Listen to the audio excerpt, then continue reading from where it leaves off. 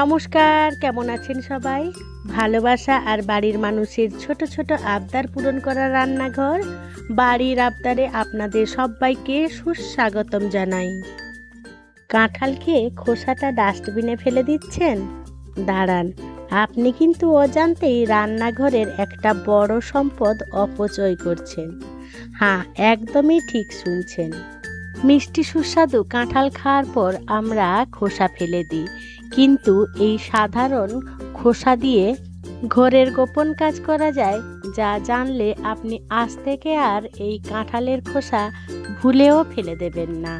ডাস্টবিনে তো ফেলা দূরের কথা, আপনি কাঁঠাল খাওয়ার পর এই খোসাগুলো যত্ন করে তুলে রাখবেন।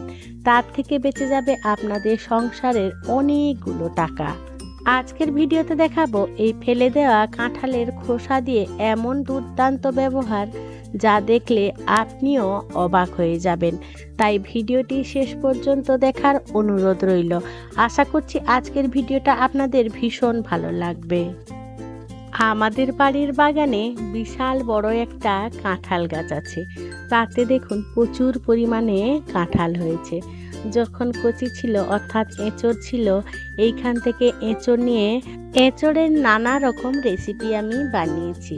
তো যদি না দেখে থাকেন, এঁচড়ের রেসিপি ভিজিট করে নিতে পারেন, তার জন্য অনুরোধ রইল।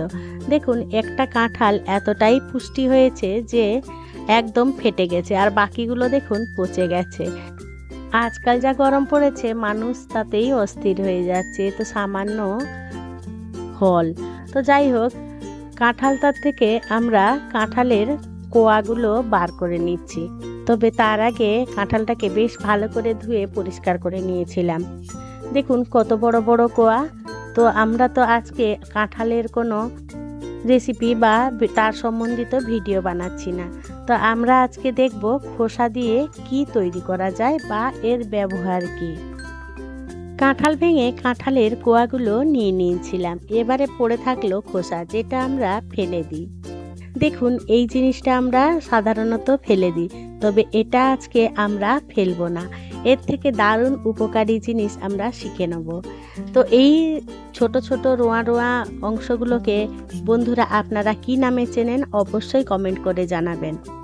তো যাই হোক, এই পাতলা পাতলা অংশগুলোকে আমরা ফেলে দেবো না। এগুলোকে একটা কাটারের সাহায্যে আমরা কেটে বার করে নেব, আর উপরের অংশটাকেও রেখে দেবো। বটি দিয়ে বা হাত দিয়ে একটু তুললেই যদি উঠে আসে, তাহলে আপনারা এগুলো তুলে নিতে পারেন। এবারে দেখুন, আমি বটি দিয়েই কেটে নিয়েছিলাম, আর কিছুটা হাত দিয়েও বার করে নিয়েছিলাম। যেহেতু বড় কাঁঠালটা ভাঙা হয়েছিল, তাই পরিমাণে অনেকটাই বেরিয়েছে। দেখুন, বেশ খানিকটা বেরিয়েছে, আর একদম পরিষ্কারভাবেই বেছে নিয়েছি। আপনাদের কাছে অনুরোধ রইল, এই জিনিসটা দিয়ে অবশ্যই আমি যেটা বানাবো আর দেখাবো আপনাদেরকে বা বলবো, সেটা অবশ্যই চেষ্টা করবেন। কারণ এটা দিয়েই আমরা সংসারে অনেক কিছুই খরচ বাঁচিয়ে ফেলতে পারি। তার জন্য ছোট মিক্সি গ্রাইন্ডারে জারটা নিয়ে নিয়েছি।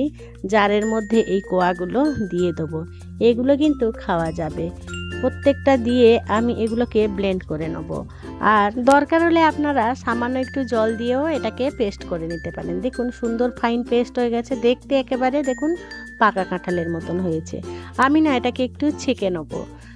তার জন্য বড় ছেঁকনি নিয়ে নিয়েছি। ছেঁকনিতে একটু প্রেস করে করে খুব সুন্দরভাবে ছেঁকে নিতে হবে। কারণ এই কাঁঠালের পেস্টটা আমি একেবারেই জল ছাড়া বানিয়েছি। আপনারা চাইলে একটু জল দিয়ে পাতলা করে দিলে এই কাজটা কিন্তু তাড়াতাড়ি হয়ে যাবে। তো এই পেস্টগুলো ছেঁকার পরে ফিরে আসছি।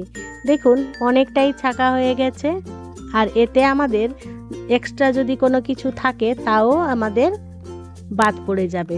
বাকি অংশগুলো ঠিক সেমভাবে আমি পেস্ট করে নিয়েছিলাম মিক্সার গ্রাইন্ডারে, আবার সেগুলোও ছেঁকে নিয়েছি।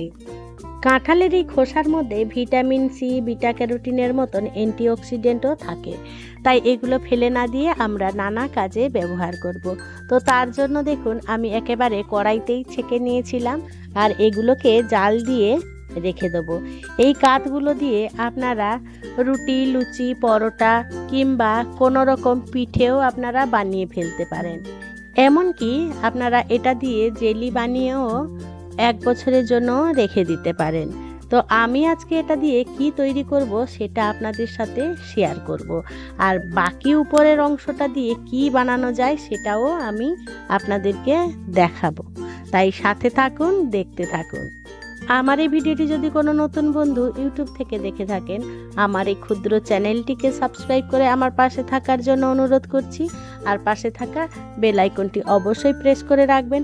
যখন আমি নিত্য নতুন কোনো রেসিপি দেবো, সবার আগে খুব সহজেই নোটিফিকেশান আপনাদের কাছে পৌঁছে যাবে। কথা বলতে বলতে গ্যাসটা জ্বেলে দিয়েছিলাম আর জাল দিতে শুরু করে দিয়েছিলাম। এবারে সমানেই নাড়াচাড়া করে আমাদের এই কাঁঠালের কাঠটাকে জাল দিয়ে নিতে হবে। তবে এখানে একটা টিপস দিয়ে রাখি, এটা যখন ফুটবে না বন্ধু, চারদিকে কিন্তু ছিটকে আসবে, তাই সাবধানতার সাথে এটা কিন্তু জাল দেবেন আর সমানেই নাড়াচাড়া করবেন যাতে কড়াই গায়ে লেগে না যায়। এটা সাধারণত ননস্টিকের কড়াতে করবেন, তাতে একটু সুবিধেই হবে। অন্যান্য কড়াতে অ্যাভয়েড করার চেষ্টা করবেন। দেখুন একদম ফুটে গেছে আর একেবারে জেলির আকার ধারণ করেছে। বন্ধুরা, কাঁঠালের এই কাঠ দিয়ে আপনারা যদি জেলি বানাতে চান তাহলে এখানে অবশ্যই চিনি অ্যাড করবেন, সাথে সাথে লেবুর রস কিংবা ভিনিগার অ্যাড করে দেবেন। তাতে জেলিটা আমাদের অনেক দিন সংরক্ষিত হবে। এখানে কোনো রকম আগার আগার পাউডার বা অন্য কোনো কেমিক্যাল দেওয়ার দরকার নেই। তাই এটাকেই শুধু জাল করে একটু শক্ত করে নিলেই এখানে জেলি তৈরি হয়ে যাবে। তবে আমি আজকে জেলি বানাবো না, এটা ঠান্ডা হতে দিলাম।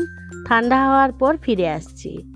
আজকের এই কাঁঠালের কাঠ দিয়ে আমি লুচি বানিয়ে দেখাবো। আরও অন্যান্য জিনিস বানিয়েছি, সেগুলো অনেকটা ভিডিও বড় হয়ে যাবে বলে তাই আজকের এই ভিডিওতে শেয়ার করছি না।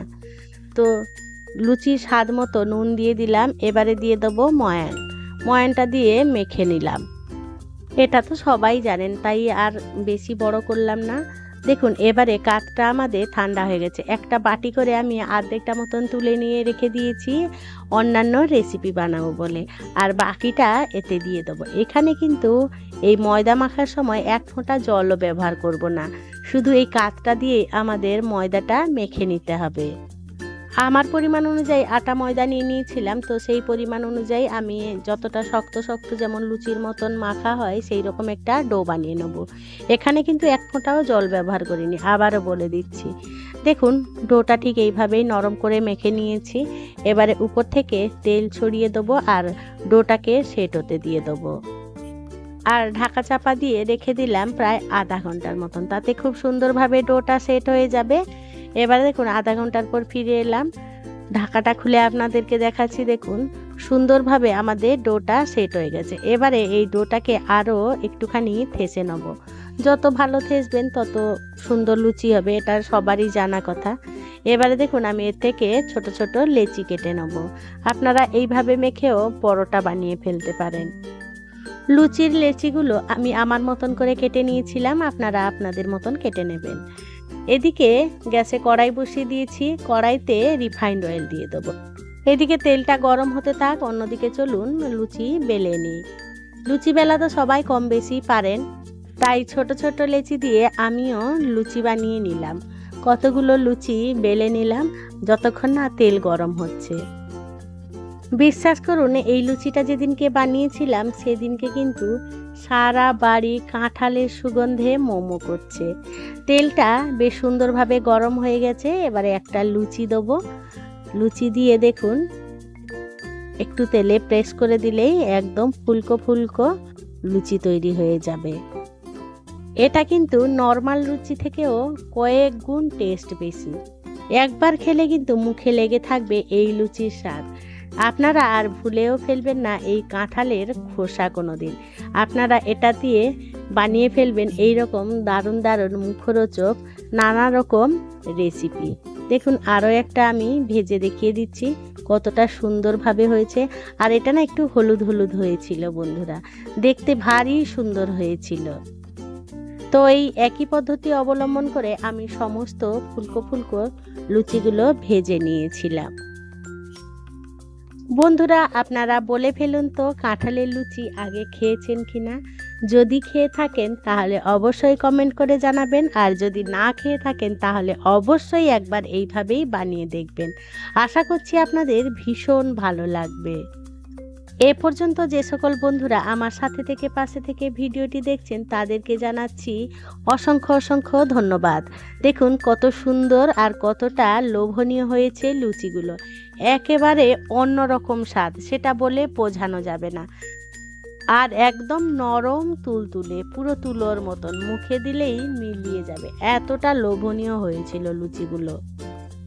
আর যদি আমার মতন করে এইভাবে বানিয়ে থাকেন তাহলে তো অবশ্যই জানিয়ে যাবেন আপনাদের কেমন লাগলো। কাঁঠালের লুচি, তো কাঁঠালের গোঁফ দিয়ে তো আমরা লুচি বানিয়ে ফেললাম। এবারে চলুন কাঁঠালের উপরের পাটটা অর্থাৎ খোসাটা দিয়ে কি করব। দেখুন এরকম খোসা নিয়ে নিয়েছি, একটা বালতির মধ্যে এগুলোকে রেখে দিয়ে আমরা পচিয়ে নেব আর এর থেকে সার তৈরি করে নেব, যেটাকে কাজে লাগিয়ে আমরা প্রচুর প্রচুর পরিমাণে ফলন পাবো। দেখুন এরকম মাটি চাপা রেখে দিয়ে দিয়েছি ও নিজে থেকেই একদম সুন্দরভাবে পুষ্টিকর গাছের একদম পুষ্টিকর খাবার তৈরি হয়ে যাবে। দেখুন আমি আমার এইভাবেই ছাদ বাগানে গাছগুলো করেছি। তাই বন্ধুরা কাঁঠালের খোসা ফেলে না দিয়ে আপনারা এইভাবেই কাজে লাগাতে পারেন। তো বন্ধুরা আজকের এই ভিডিওটি আপনাদের কেমন লাগলো সেটা কিন্তু কমেন্টে জানাতে একেবারেই ভুলবেন না। যদি কোনো অংশে একটুও ভালো লেগে থাকে তাহলে ছোট্ট একটা লাইক করে দেবেন। আপনাদের এই ছোট্ট ছোট্ট লাইক আমাকে অনেক ইন্সপায়ার করে নিত্য নতুন রেসিপি কিংবা এইরকম ভিডিও বানানোর জন্য।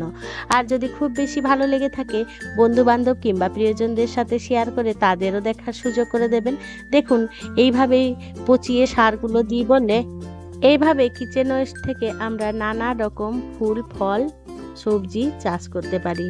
বন্ধুরা দেখলেন তো শীতকালের ফুল এখনো আমার ছাদ বাগানে ফুটছে, এইভাবেই আমি তৈরি করি সারগুলো। তো বন্ধুরা দেখলেন তো কাঁঠালের খোসা দিয়ে আমরা কত উপকারী জিনিস বানিয়ে ফেলতে পারি, যা আমাদের সংসার খরচ অনেকটাই বেঁচে যায়। দেখুন আমাদের রোজকার জীবনে পুজোর জন্য অনেক ফুল লাগে, তো সেই ফুল বাজার থেকে কিনতে হয়। তো এই কাঁঠালের খোসা দিয়ে যদি আমরা এরকম সার বানিয়ে ফেলতে পারি আর গাছে দিই, তো তার থেকে এইরকম সুন্দর সুন্দর ফুল পেতে পারি, এমনকি সবজিও পেতে পারি। দেখুন আমার ছাদ বাগানে ঢেঁড়স হয়েছে, আরও কি ড্রাগন ফলও হয়েছে, সেটা আমি ভিডিওটা বেশি বড় হয়ে যাবে বলে আর দেখানো হলো না। তো বন্ধুরা অন্য কোনো ভিডিওতে আপনাদের সাথে নিয়ে আসবো। তো আজ থেকে আর কাঁঠালের খোসা ডাস্টবিনে ফেলে দেবেন না, এই রকমই কাজে লাগিয়ে দেবেন। তো বন্ধুরা আমার সাথে থেকে পাশে থেকে এতক্ষণ আমার এই ভিডিওটি আর রেসিপিটি দেখার জন্য আপনাদের সকলকে জানাই অসংখ্য অসংখ্য ধন্যবাদ। আপনারা ভালো থাকবেন, সুস্থ থাকবেন, দেখা হবে পরের কোনো নিত্য নতুন রেসিপিতে।